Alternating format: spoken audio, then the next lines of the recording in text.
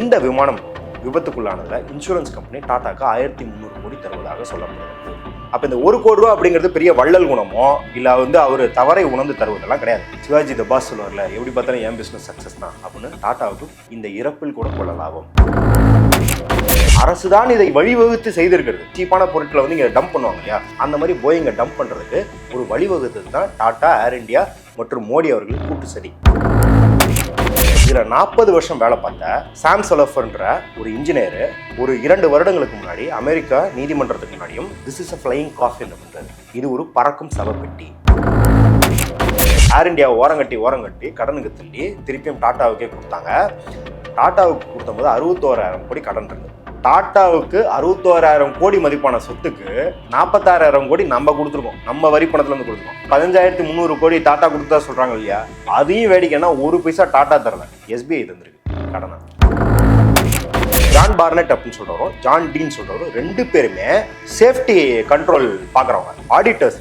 இவங்க 2 பேருமே மர்மமான முறையில் இறக்குறாங்க. ஏர் இந்தியாவை மார்ச் 2024 80 லட்ச ரூபா ஃபைன் போட்டுருக்காங்க. இந்த குறைந்தபட்ச ஊதியத்தை எந்நேரம் இருந்தாலும் புடுங்க பார்க்கும் மோடி அரசே ஒருத்தனுக்கு ஃபைன் போடுதுன்னா அப்ப அவன் எவ்வளவு பெரிய கொடூரமாக அவன் நிறுவனத்தை நடத்திருப்பான்னு பாருங்க. மணப்பெண்ணின் பிரத்யேகமான திருமணம் Vivaha, the Chennai Silks. Periyar Maniammai Institute of Science and Technology, Tanjavur. The world needs you. Powaco 5G, best design, best AI. Think Techno, think Purvika. அறுவை சிகிச்சையில் கத்தை என்பது வரலாறு, ரோபோட்டிக் சர்ஜரி என்பது இன்றைய கூறு. தங்கம் புற்றுநோய் சிகிச்சை மையம், நாமக்கல் மற்றும் கான்பூர். உலக தமிழர்களுக்கு வணக்கம். இது கிங் டிவி. இன்றைக்கு நம்மோடு நிகழ்ச்சியில் இணைந்திருப்பவர் மதுர் சத்யா அவர்கள். வணக்கம் தோழர். வணக்கம் தோழர். நல்லா இருக்கீங்களா? நல்லா இருக்கு. கிட்டத்தட்ட மிகப்பெரிய ஒரு விமான விபத்து நடந்த பிறகு அந்த விமானம் நடந்த பிறகு பாதுகாப்பின்மை என்பது எந்த அளவுக்கு கேள்விக்குறியா இருக்கு. இதை தாண்டி ஒரு மூத்த பத்திரிகையாளர் தோரணில் இருக்கக்கூடியவர்கள் உடனே ஒரு பதிவை போட்டு இதை திசை திருப்புற நோக்கில் செயல்படுறாங்க அப்படின்லாம் பேசப்படுகிறது. முதற்கட்டமாக அதை நீங்க எப்படி பாக்குறீங்க? பத்திரிகையாளர்ல இருந்தே ஆரம்பிப்போம். நம்ம இப்பன்னு கிடையாது, ஒடிசா ட்ரெயின் விபத்து ஞாபகம் இருக்கும், ஜூன் 2023. அப்பயும் கூட நீங்க பாத்தீங்க அப்படின்னா விபத்து நடந்து விபத்துக்கு யார் காரணம், விபத்துக்கு தொழில்நுட்ப கோளாறு காரணமா இல்ல அது ஹியூமன் எரர் மனித தவறால் நடந்ததா இல்ல வேலை சுமையால அவங்க சோர்வுல நடந்ததா இல்ல ட்ராக்ல யாராச்சும் ஏதாவது மெயின்டெனன்ஸ் ஒழுங்கா இல்லையா இல்ல திட்டமிட்டு ட்ராக்ல ஏதாவது நீக்கிட்டாங்களா, இதெல்லாம் பாக்குறதுக்கு முன்னாடியே அந்த கோ பைலட் இஸ்லாமியரா, அதே போல அங்க ஒரு படம் இருந்தது, அந்த ஒரு இந்த ஏரியல் ஷாட் ஒன்று இருந்தது. அந்த ஏரியல் ஷாட்ல ஒரு இஸ்கான் டெம்பிள் இருந்தது. அந்த இஸ்கான் டெம்பிளை மசூதி அப்படின்னு சொல்லி ஒரு பொய் செய்தியை பரப்பி அதையும் இந்த மாதிரியான மூத்த அப்படின்னு சொல்லிக்கிற கேவலமான பத்திரிகையாளர்கள் பரப்புனது தான். கொரோனா வந்தபோது நாடே அலறி கொண்டிருந்த போது ஜமாத் தான் கொரோனாவை பரப்புது அப்படின்னு சொல்லி இஸ்லாமிய வெறுப்பை பரப்புனதும் இதே பத்திரிகையாளர் தான். உங்களுக்கு நல்லா தெரியும், ஜேஎன்யூல மாணவர்கள் அவங்களோட உரிமைக்காக, அவங்களோட ஹாஸ்டல் உரிமைக்காக, அவங்களோட கட்டண உயர்வுக்கு எதிராக போராடும் போது இவங்க பாகிஸ்தான் ஜிந்தாபாத் அப்படின்னு சொல்றாங்கன்னு போலியாக திரிக்கப்பட்ட காணொலியை வச்சு இன்ன வரைக்கும் அவங்களுக்கு அரசு ஒடுக்குமுறையை ஏவி விட்ட பத்திரிகையாளர் இவர் தான் அப்படின்னும் போது இவரு இதை பார்த்தோன்னே இது நம்மளுக்கு ஒரு அசம்பாவிதம், அவருக்கு ஒரு பிஸ்னஸ், அவருக்கு இது ஒரு ஆப்பர்ச்சுனிட்டி, ஒரு வாய்ப்பு. என்ன வாய்ப்பு அப்படின்னா, கிடைத்த இடத்துலலாம் இஸ்லாமிய வெறுப்பை பரப்புவதும் இங்க இருக்கிற இடதுசாரிகள் மீது அவர்கள் மீது நம்பகத்தன்மையை மக்களுக்கு குறைப்பதும். இது அகமதாபாத்ல நடந்துருச்சு, வெளிநாட்டுக்கு போறது துருக்கி பண்றதுன்னு சொல்லிட்டாரு.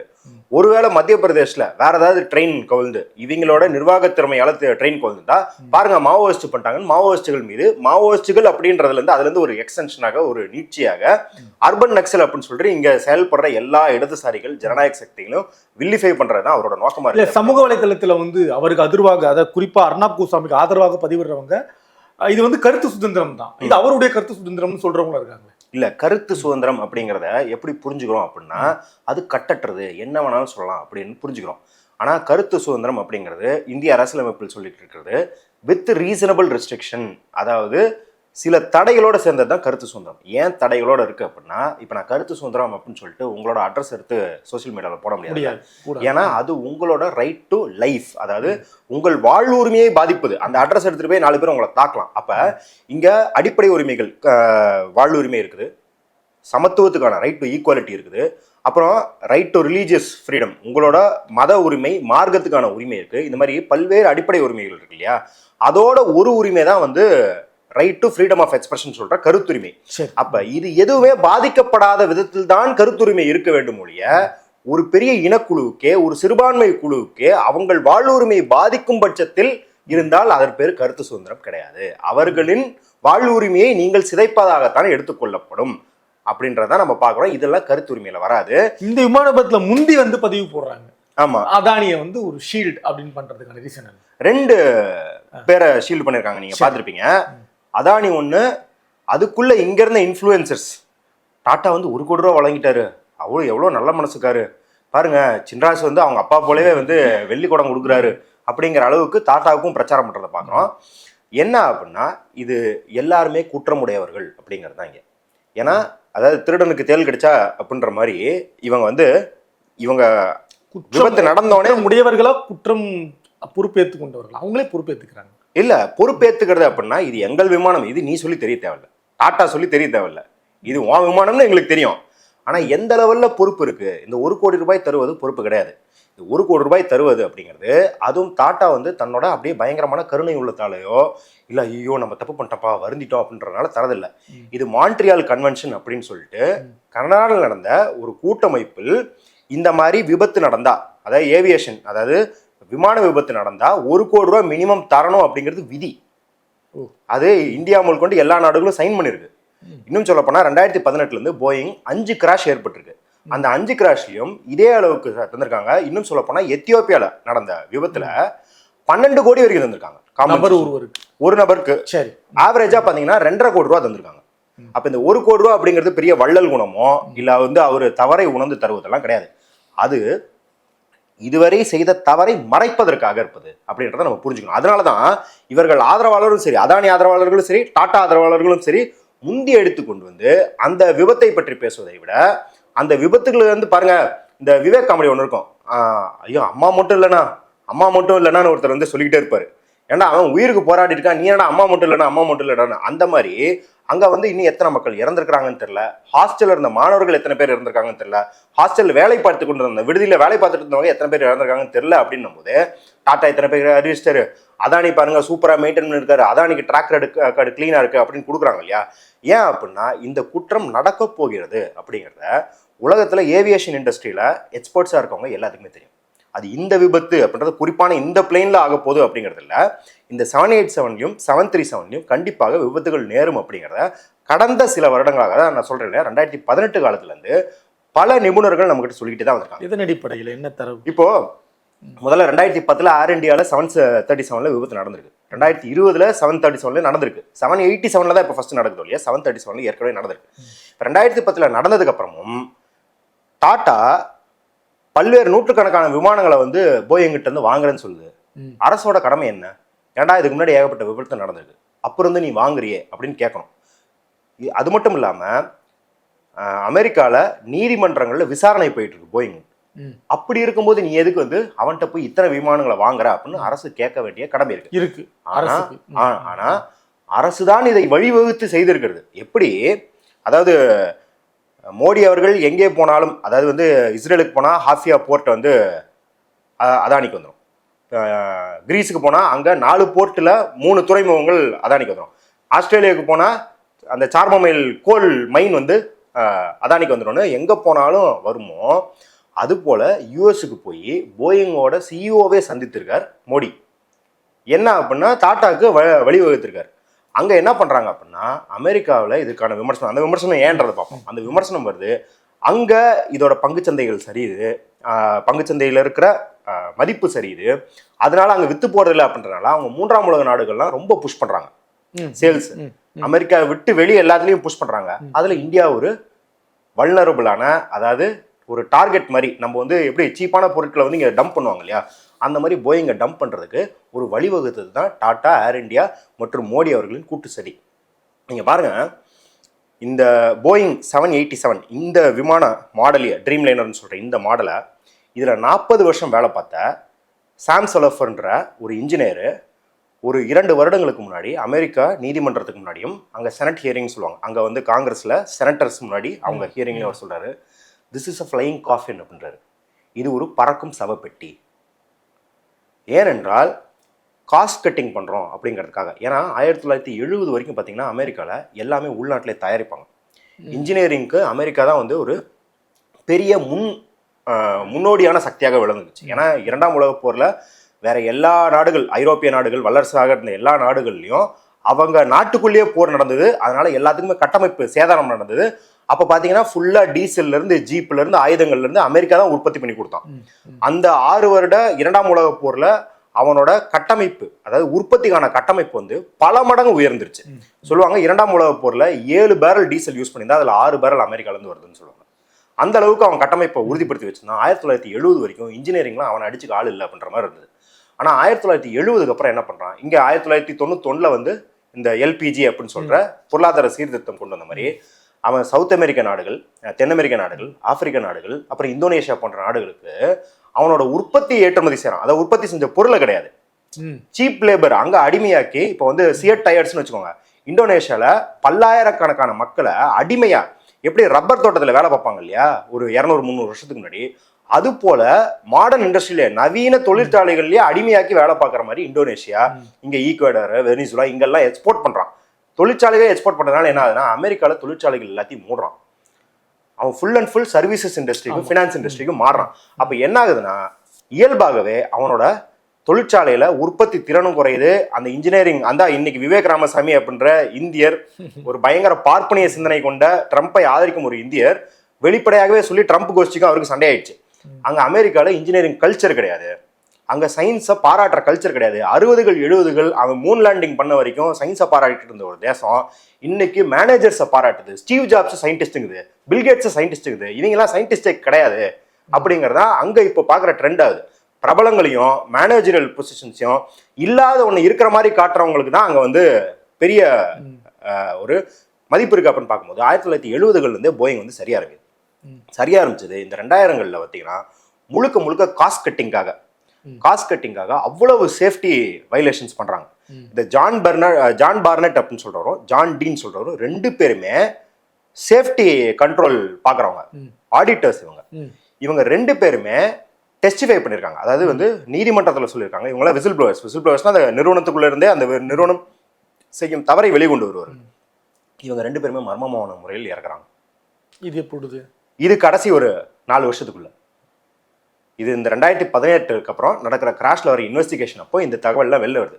இவங்க எல்லாருமே சொல்றது என்ன அப்படின்னா, என்ன சேஃப்டி அப்படின்னா, குறிப்பாக இவங்க சொல்வது வந்து மாஸ் ட்ரில்லிங். அதாவது எல்லாத்தையும் ட்ரில் பண்ணி போல்ட் பண்ணுவாங்க, எல்லா பார்ட்ஸையும் ட்ரில் பண்ணும்போது என்னாங்கன்னா உங்களுக்கு டிப்ரி, அதாவது வந்து குப்பை வரும், அதுலேருந்து கழிவுகள் வரும். அந்த கழிவுகளை இவர்கள் நீக்குவதே கிடையாது. அந்த கழிவுகளை நீக்காமல் இருக்கிறதுனால என்ன ஆகும்னா ஹை ப்ரெஷரில் போகும்போது பிளேனை பல பேசஞ்சர்ஸ் வச்சுருக்கீங்க, ஏர் ப்ரெஷர் உள்ள கண்ட்ரோல் பண்ணுவாங்க பிளேனில், அதனால தான் உங்களுக்கு காதெல்லாம் அடைக்கும் நீங்கள் டேக் ஆஃப் ஆகும்போது. பார்த்தீங்கன்னா ஹை ப்ரெஷரில் இந்த ஜாயின்ஸ் எல்லாம் உடஞ்சி வர்றதுக்கான எல்லா சாத்தியக்கூறுகளும் இருக்குது. குறிப்பாக ஃப்ளாப்ஸ் எல்லாம் வேலை செய்யாமல் போகிறதுக்கு சாத்தியக்கூறுகள் இருக்குது. இது வந்து இந்த டீப்ரி வந்து இந்த துகள்கள் அதுக்குள்ளேயே விடப்படுறதுனால ஒரு ஃப்ளைட்டுக்கு, ஒரு 787க்கு ஒழுங்காக தயாரிக்கப்பட்டிருந்தால் 50,000 லைஃப் சைக்கிள்னு சொல்லுவாங்க. அதாவது 50,000 லைஃப் சைக்கிள்னா ஒருக்க டேக் ஆஃப் ஆகி ஃப்ளைட் ஆப்ரேட் ஆகி லேண்டிங் பண்ணுறது ஒரு சைக்கிள். 50,000 சைக்கிள்களாக இருப்பது இந்த டீப்ரி ரிமூவ் பண்ணாதனால 25,000 சைக்கிள்களாக ஆவரேஜாக ஆகும்.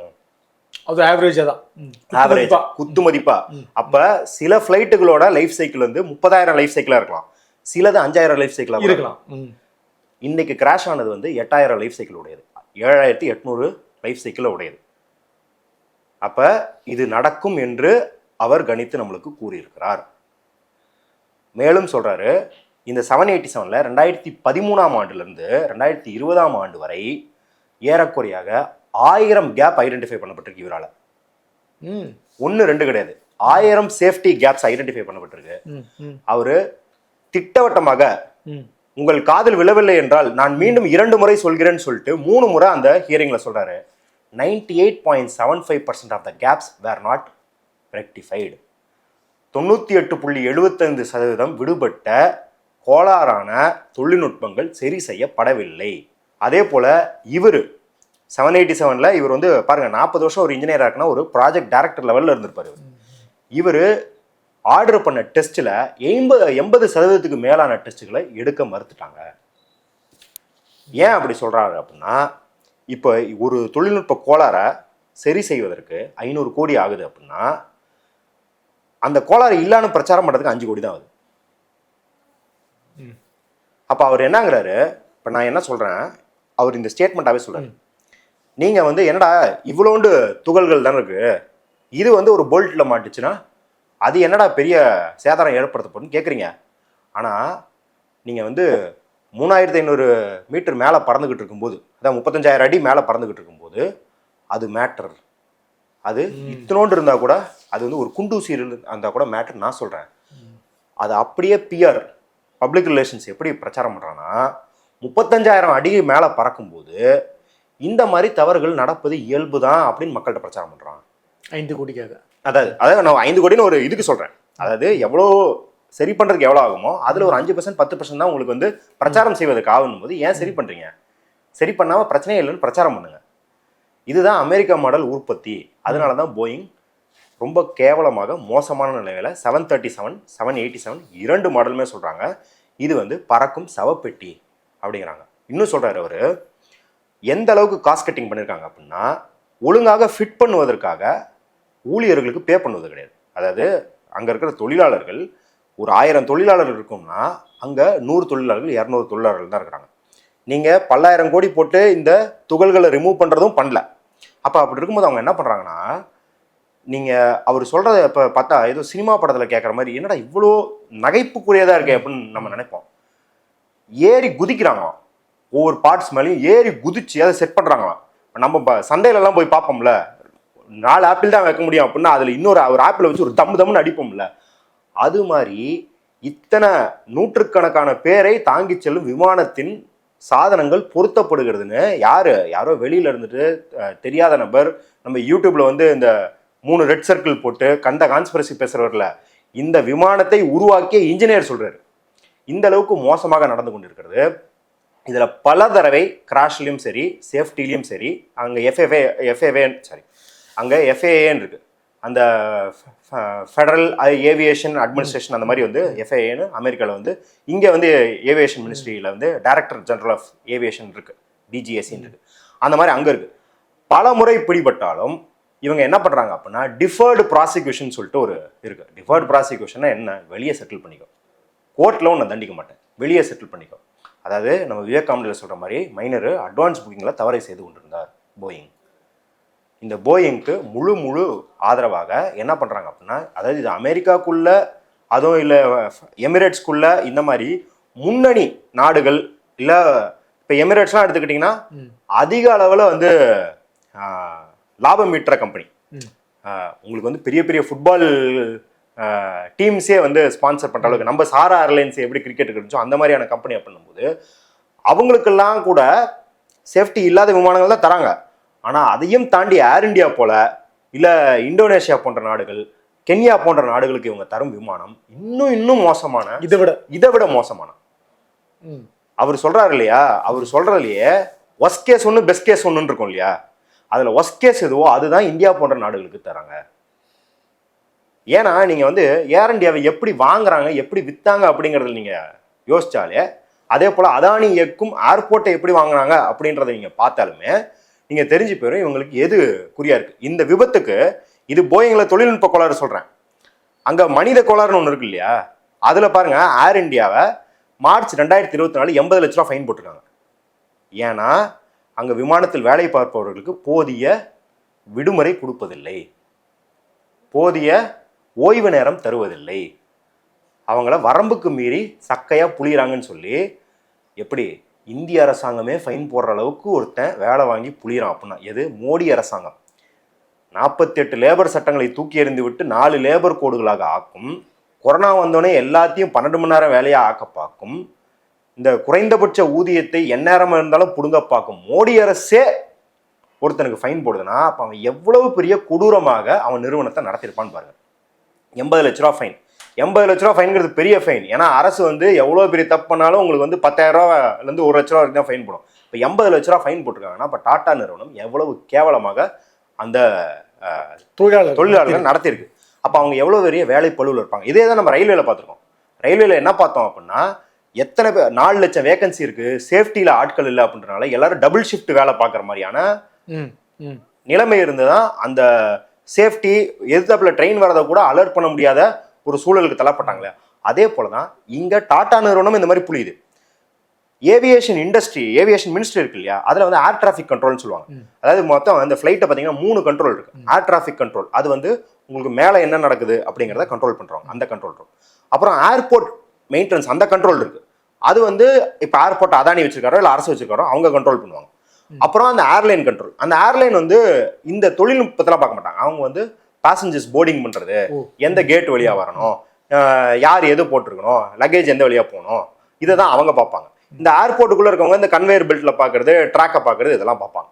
ஸோ இந்த 3 கண்ட்ரோலில் முக்கியமானது ஏர் டிராஃபிக் கண்ட்ரோல் தான். இந்த ஏர் டிராஃபிக் கண்ட்ரோலுக்கு தான் அந்த மேடேன்னு அவங்க சொல்லி அந்த செய்தி பரப்படும். அதே போல் வந்து டிராஃபிக் கிளியர், இப்போ நீங்கள் லேண்ட் பண்ணலாம். இப்போ நீங்கள் சில ஃப்ளைட்லாம் பார்த்தீங்கன்னா லேண்டு பண்ணுறதுக்கு நேராக போய் லேண்டு பண்ணாமல் ஒரு 10 நிமிஷம் சுற்றிக்கிட்டே இருப்பாங்க மேலே. அதெல்லாம் ஏர் டிராஃபிக் கண்ட்ரோல் தான். இவர்களும் இந்த ஏர் டிராஃபிக் கண்ட்ரோலையும் ஏகப்பட்ட வேகன்சி இப்பயும், அதாவது அதை குறைக்க பார்த்தும், அதாவது 10 வருஷத்துல மோடி அரசாங்கம் ஏகப்பட்டது, முதல் 7 வருஷத்துலயே ஏகப்பட்டது குறைச்சதுனால 2021 23 வரை ஐயோ இதுக்கு மேல இருந்தா ஒரு ஃபிளைட்டை கூட எடுக்க முடியாது அப்படிங்கிற பட்சத்துல ஒரு 700 பேரை ஹையர் பண்ணாங்க. ஆனால் இன்னும் கூட 500 வேகன்சி இருக்கு. அந்த 500 வேகன்சி டெக்னிக்கல் வேகன்சிஸ். அதாவது நீங்க வந்து தொழில்நுட்பம், சேஃப்டி, முக்கியமாக சேஃப்டி டெக்னீஷியன்ஸ் தான். அதாவது இப்போ நீங்கள் வந்து ஆஃபீஸ் அட்மினிஸ்ட்ரேட்டிவ் ஒர்க்கில் வந்து வேகன்சி இருந்தால் கூட என்ன ஆகும், சம்பளம் வர்றதுக்கு லேட் ஆகும், இல்லை ஒரு ரீஎம்பர்ஸ்மெண்ட் வர்றதுக்கு லேட் ஆகும், இல்லை மீட்டிங்க்கு ரூம் செட் பண்ணுறதுக்கு லேட் ஆகும். ஆனால் நீங்கள் சேஃப்டியில் கையை வச்சிங்கன்னா என்ன ஆகும், விபத்துகள் நேரும். அப்போ டாடா நிறுவனமும் உழைப்பு சுரண்டலில் ஈடுபட்டு அரசாங்கமும் உழைப்பு சுரண்டலில் ஈடுபட்டிருக்கு. சிவில் ஏவியேஷன் மினிஸ்ட்ரியில் கடந்த 2 வருடங்களில் 18% பட்ஜெட் கட்டு, 18% பட்ஜெட் கட்டு. அதை பாராளுமன்ற நிலுவைக் குழு அக்டோபர் 2024 விமர்சிச்சிருக்கு. இந்த விபத்துக்கான எல்லா கூறுகளையும் நீங்க போன வருஷம் பார்க்கலாம். அப்படி இது ஏர் இந்தியாவை பார்த்துட்டோம், போயிங்கை பார்த்துட்டோம், அரசாங்கத்தை பார்த்துட்டோம். கடைசியா யாருன்னா நம்ம அதானி. அதானிக்கு ஏர்போர்ட் பார்த்தீங்கன்னா, ஏர்போர்ட் தொழிலில் அதானிக்கு எந்த அனுபவமும் கிடையாது. நீங்க ரஃபேல் விமான ஊழலில் பார்த்துருக்கீங்க. அனில் அம்பானின்ற ஒருத்தன் இதற்கு முன்னாடி விமானங்கள் தயாரித்து எந்த அனுபவமும் கிடையாது அனில் அம்பானிக்கு. ஹிந்துஸ்தான் ஏரோநாட்டிக்ஸ் லிமிடெட் தான் முழுக்க நம்மளுக்கு போர் விமானங்கள் தயாரிச்சிருக்கு.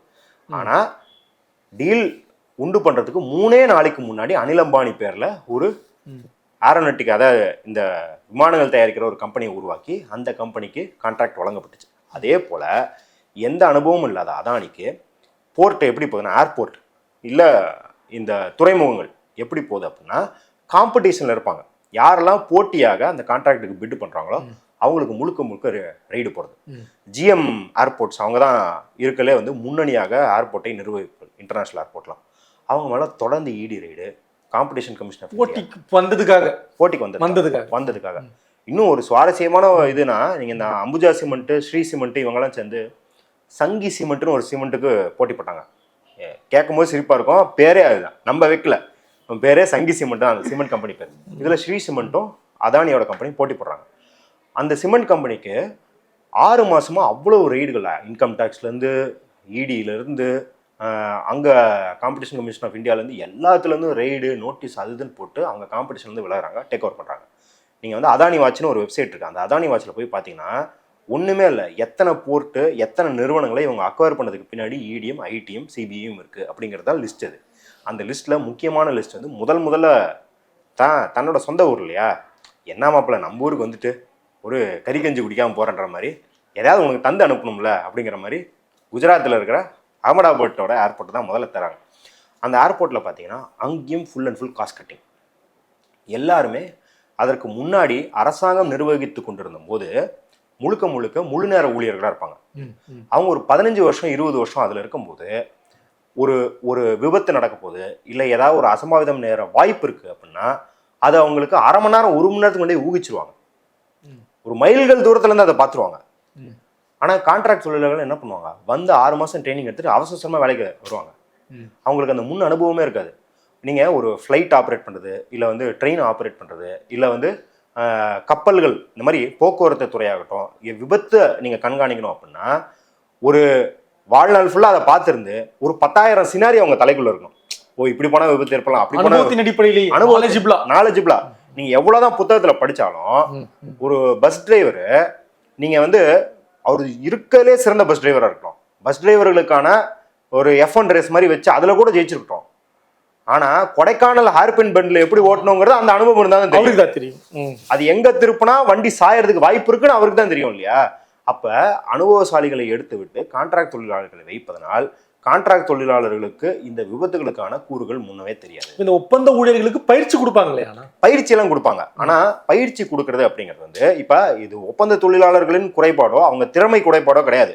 இப்ப அந்த ஒப்பந்த தொழிலாளர்களுக்கும் நீங்க போதிய ஓய்வு கொடுத்து போதிய வேலை நேரம் கொடுத்து அவங்களுக்கும் ஒரு 10-20 வருஷம் வச்சிருந்தீங்கன்னா அவங்களும் இந்த தொழிலாளர்கள் மாதிரி தான் எஃபிஷியண்டா இருப்பாங்க. ஆனா என்ன பண்ணுவோம், நம்ம 2 வருஷம் கான்ட்ராக்ட்ல எடுத்து அவனை தூக்கிட்டு வேற எங்கேயாவது போட்டுருவோம். அவன் அடுத்து பார்த்தா அதானியில வந்து இந்த போர்ட்ல வேலை பார்த்துக்கிட்டு இருப்பான், துறைமுகத்துல சீ போர்ட்ல வேலை பார்த்துக்கிட்டு இருப்பான். டேய் என்னடா எனக்கு ஃபிளைட்ல தானே ஆக்சிடென்ட் எப்படி வரும்னு தெரியும், கப்பல்ல எப்படி ஆக்சிடென்ட் வரும்னு தெரியாதா அப்படின்னு இந்த மாதிரியான ஒரு போக்கு இருக்கு.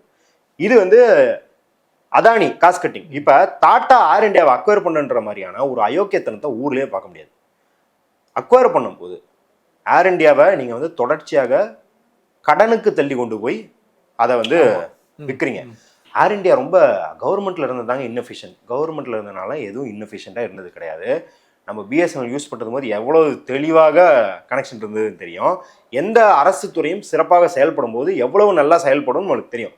ஆனால் வேணுங்கிட்டு ஜெட் ஏர்வேஸை உள்ளே கொண்டு வரணும், இன்னும் சில தனியார் நிறுவனங்களை உள்ளே கொண்டு வரணும்னு சொல்லி அது காங்கிரஸ் ஆட்சி காலத்துலையும் சரி பிஜேபி ஆட்சி காலத்துலையும் சரி ஏர் இந்தியாவை ஓரங்கட்டி கடனுக்கு தள்ளி திருப்பியும் டாட்டாவுக்கே கொடுத்தாங்க. டாட்டாவுக்கு கொடுத்த போது 61,000 கோடி கடன் இருந்தது.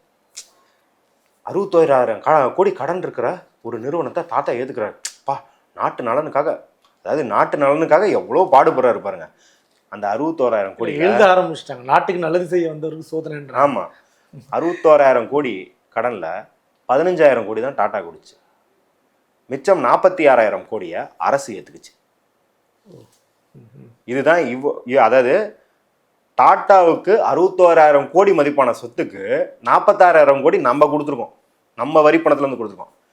இன்னும் 15,000 கோடி இருக்குல்ல, 15,300 கோடி டாட்டா கொடுத்தா சொல்றாங்க இல்லையா, அதையும் வேடிக்கைன்னா ஒரு பைசா டாட்டா தரல, எஸ்பிஐ தந்திருக்கு கடனா.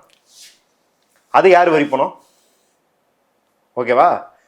அப்ப இந்த எஸ்பிஐக்கு திருப்பி கடன் கட்டுவாங்க இல்ல, ஒரு வட்டி மினிமம் வட்டி கட்டுவாங்களா, அந்த வட்டியை கட்டுவதற்காக முழுக்க பட்ஜெட் குறைப்பு, காஸ்ட் கட்டிங், சம்பள குறைப்பு, ஆட்கள் குறைப்பு. அப்போ எத்தனை பேர், அதாவது 100 பேர் வேலை பார்க்க வேண்டிய இடத்துல இன்னைக்கு வந்து 30 பேர் 40 பேர் தான் வேலை பார்க்குறாங்கன்னா எப்படி மெயின்டைன் பண்ணுவாங்க? அதுதான் சொல்கிறாங்க ஏர் இந்தியாவில் அது இப்போ தான் ஃப்ரான்ஸ்லேருந்து டெல்லிக்கு வந்தது, அதை உடனே நீங்கள் அகமதாபாத்லேருந்து லண்டனுக்கு மாற்றிருக்கீங்க. போதிய இன்ஸ்பெக்ஷன்ஸ் நடத்தலை. டெய்லி அந்த ஏர்கிராஃப்ட் மெயின்டெனன்ஸ் இன்ஜினியர்ஸ்ன்னு இருப்பாங்க, அவங்க டெய்லி வந்து ஹைட்ராலிக் ஃப்ளூயிட் எப்படி இருக்குன்னு பார்ப்பாங்க, ஃப்ளாப் விங்ஸ் எல்லாம் ஒழுங்காக இருக்கான்னு பார்ப்பாங்க, பிரேக் அந்த ஹைட்ராலிக் ஃப்ளூயிட் செக் பண்ணும்போது பிரேக்ஸ் ஒழுங்காக ஒர்க் ஆகுதான்னு செக் பண்ணுவாங்க, எல்லா நட்ஸு போல்ட்ஸ் எல்லாத்தையுமே வந்து ஒழுங்காக வந்து செட் ஆயிருக்கா இல்லை வேறு ஏதாவது கல்டு வந்திருக்கா எல்லாத்தையும் பார்ப்பாங்க. அப்புறம் காக்பிட்டில் இருக்கிற அந்த சிஸ்டம், அந்த கண்ட்ரோல் சிஸ்டம் வந்து ஒழுங்காக வேலை பார்க்குதா. ஏன்னா அந்த காக்பிட்டில் தான் உங்களுக்கு ஃபஸ்ட்டு உள்ளே போனோன்னே, நீங்கள் சினிமா படத்தெல்லாம் பார்த்துருப்பீங்க இல்லை டாக்குமெண்ட்ரி படத்தெல்லாம் பார்த்துருப்பீங்க, உள்ளே போனோன்னே அந்த பைலட் வந்து இது சரியாக இருக்குது அது சரியாக இருக்குன்னு அப்டேட் பண்ணுவார். அந்த சிஸ்டம்லாம் ஒழுங்காக வேலை பார்க்குதான்னு இந்த ஏர்கிராஃப்ட் மெயின்டெனன்ஸ் இன்ஜினியர்ஸ் பார்ப்பாங்க. இந்த மாதிரியான செக்ஸ், போதிய செக்ஸ் நடந்துதான் தெரியாது, ஏன்னா அதுக்கும் ஆட்கள் குறைப்பு. இந்த பராமரிப்பெல்லாம் தினமும் நடக்க வேண்டியது, தினமும் நடக்க வேண்டியது இல்லை புறப்படுறதுக்கு முன்னாடி, இல்லை தினமும் நடக்க வேண்டியது. அதாவது புறப்படுறதுக்கு முன்னாடி அப்படின்னா தினமும், அப்படின்னா ஃப்ளைட் வந்து 2 நாள் போச்சுன்னா அதில் நடுவில் செக் பண்ண முடியாது. ஆனால் எப்பப்பெல்லாம் ஃப்ளைட் நிறுத்துறாங்களோ அடுத்த அதாவது அந்த சைக்கிள் சொன்னேன் இல்லையா, ஒவ்வொரு சைக்கிளுக்கு முன்னாடியும் செக் பண்ண வேண்டியது, முன்னாடி பின்னாடி செக் பண்ண வேண்டியது. ஒருவேளை தொழில்நுட்ப கோளாறுகள் எங்கேயா போட்டால் அதுக்கு முன்னாடியே செக் பண்ண வேண்டியதெல்லாம் இருக்குது. எல்லாமே இதெல்லாம் பூர்த்தி செஞ்சாங்களா இல்லை அப்படின்றது நம்மளுக்கு இன்வெஸ்டிகேஷனாக தெரியும். ஆனால் இவங்க எப்படி இன்வெஸ்டிகேஷன் நடத்துவாங்க அப்படிங்கிறத நம்ம எல்லா பட்டத்துலையும் பார்த்துருக்கோம். முக்கியமாக நேயர்கள் தெரிஞ்சுக்க வேண்டியதுன்னா, இந்த 1 கோடியை நான் ஏற்கனவே சொன்னேன் இல்லையா, கனடாவில் போட்ட ஒப்பந்தத்தின் நிர்பந்தத்தில் தராரு 1 கோடி தராரு, அதெல்லாம் கூட அந்த 1 கோடியை அவர் கையை விட்டு தரல. 83,000 கோடிக்கு போயிங் விமானங்கள் டாட்டாவுக்கு இன்சூரன்ஸ் செய்யப்பட்டிருக்கு, 83,000 கோடிக்கு. அப்போ ஒவ்வொரு விமானத்தும் அது விமானத்தோட சைஸ் பொறுத்து, அது 737, 777, 787 இந்த மாதிரி பொறுத்து அளவுகள் மாறும் ஒவ்வொரு விமானத்துக்கும். இந்த விமானம் விபத்துக்குள்ளானதில் இன்சூரன்ஸ் கம்பெனி டாட்டாக்கு 1,300 கோடி தருவதாக சொல்லப்படுகிறது. ஒரு எஸ்டிமேஷன். நம்ம சரிப்பா ஊதி பெருசாகிறாங்க இடதுசாரிகள் அப்படின்னா சரிப்பா 600 கோடி தருவாங்களா, 700 கோடி தருவாங்களா? எத்தனை பேர் சேர்த்துருக்காங்க? 242 பேர். யாளுக்கு தலா எவ்வளோ தரீங்க? 1 கோடி ரூபா தரீங்க. சிவாஜி த பாஸ் சொல்லுவார்ல, எப்படி பார்த்தாலும் என் பிஸ்னஸ் சக்ஸஸ் தான் அப்படின்னு டாட்டாவுக்கு இந்த இறப்பில் கூட கொள்ள லாபம் பா அப்படிங்கிறத நம்ம பார்க்குறோம். அப்போ பார்க்குற மக்கள் என்ன புரிஞ்சுக்கணும் அப்படின்னா, இப்போ போய் நம்ம வந்து டாட்டா சிறந்த முதலாளியாக கூட இருக்கட்டும், நானோ கார் தந்தார் கொண்டாடினாங்க, போன வருடம் கொண்டாடினாங்க. ஆமாம், அவர் ரொம்ப நல்ல மனிதரை நம்ம இழந்திருக்கோம். ஆமாம், நீங்கள் இழந்தது துயரமாக கூட வச்சுக்கலாம். ஆனால் டாட்டாங்கிறது ஒரு உயிர், இங்கே போயிருக்கிறது 242 உயிர். அது இல்லாமல் ஹாஸ்டலில் எத்தனை உயிர் போயிருக்குன்னு இன்னும் சிகிச்சையில் இருக்காங்க, டெஸ்ட்டில் இருக்காங்க, பாடிஸை வெளில எடுத்துக்கிட்டு இருக்காங்க. அதையெல்லாம் தாண்டி இன்னும் எத்தனை உயிர் இழக்க காத்திருக்குன்னு நம்மளுக்கு தெரியாது. எத்தனாயிரம் கோடி உங்களோட வரிப்பணம் சூறையாடப்பட்டிருக்குன்னு உங்களுக்கு தெரியாது. இன்னும் இது போன்று அதானி போர்ட்டில் விமானங்கள் இருக்கு, இந்த பறக்கும் சவப்பெட்டி இருக்கு, பறக்கும் சவப்பெட்டிகள் இத்தனை இருக்கு அப்படிங்கிறத மக்கள் புரிஞ்சுக்கணும். இதை வந்து கேள்வி கேட்கறது வந்து நீங்கள் வந்து ஐயோ பிஜேபி எதிர்த்து மட்டுமே கேள்வி கேட்டிருக்கணுமா, ஏன் திமுக வைக்கூடாதா, காங்கிரஸ் வைக்கூடாது, நீங்கள் யாரை வேணாலும் கேள்வி கேளுங்க. உங்களுக்காக உங்களோட வாழ்வுரிமை, நம்ம முதல்ல ஆரம்பிச்சும் போது ரைட் டு லைஃப்னு ஆரம்பித்தோம், வாழ்வுரிமையில் ஆரம்பித்தோம். அந்த வாழ்வுரிமைக்காக உங்கள் கருத்து சுதந்திரத்தை பயன்படுத்தி இந்த கேள்விகளை எழுப்பிக்கொண்டே இருந்தால் மட்டும்தான் இதில் இருக்கிற பல்வேறு ஊழல்கள் வெளியே வரும். மோடி இன்னும் என்னெல்லாம் செய்ய காத்திருக்கிறார் அப்படிங்கிறது உங்களுக்கு தெரிய வரும். அப்படி தான் பார்க்கணும். தொடர்ந்து பேசலாம். நன்றி. நன்றி. மணப்பெண்ணின் பிரத்யேகமான திருமணம். Vivaha the Chennai Silks. Periyar Maniammai Institute of Science and Technology, Thanjavur. The world needs you. Powaco 5G. Best design. Best AI. Think Techno. Think Purvika. அறுவை சிகிச்சையில் கத்தை என்பது வரலாறு, ரோபோட்டிக் சர்ஜரி என்பது இன்றைய கூறு. தங்கம் புற்றுநோய் சிகிச்சை மையம், நாமக்கல் மற்றும் கான்பூர்.